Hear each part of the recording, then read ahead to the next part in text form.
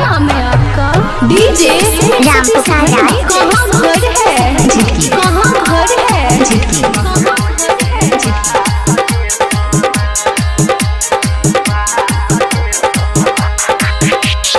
मैया के भगती कैले तोहर पूरा होइतौआ सगे सोना।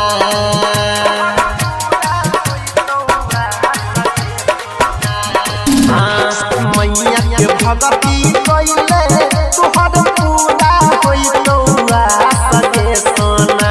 गे सोना पूरा होइतौआ सगे सोना। गे सोना बिना वाली के कृपा से होई भी पास गे सोना।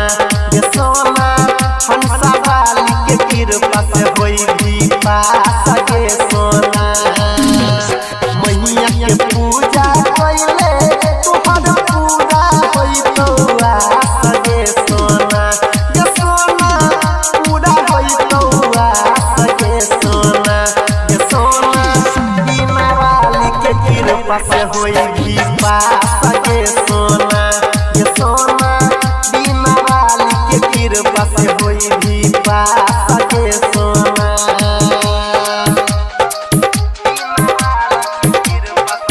डीजे राम पुकार राय। डीजे राम पुकार राय। डीजे राम पुकार राय। डीजे राम पुकार राय। कहाँ घर है? कहाँ घर है?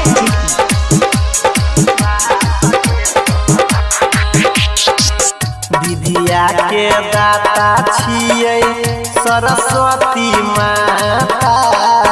ज्ञान सह तोरा जरनिया जोइर देतो नाता। डीजे राम पुकार राय। विद्या के दाता छियै सरस्वती माता। जोइर देतो तोहर रनिया ज्ञान सनाता। होई जइति तोय तो जन सभा का सिखा सगे सोना। गे सोना सभा का सिखा सगे सोना। गे सोना बिना वाली के कृपा से होई भी पास गे सोना। गे सोना हंसा वाली के कृपा से होई भी पास गे सोना। डीजे राम पुकार राय। डीजे राम पुकार राय। डीजे राम पुकार डीजे राय। राम पुकार राय।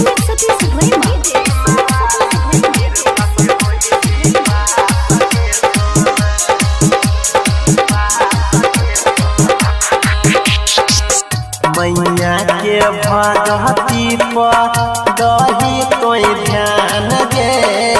बढ़ जेतो ज्ञान रनिया होई जई भी विद्वान गे। कहाँ घर है?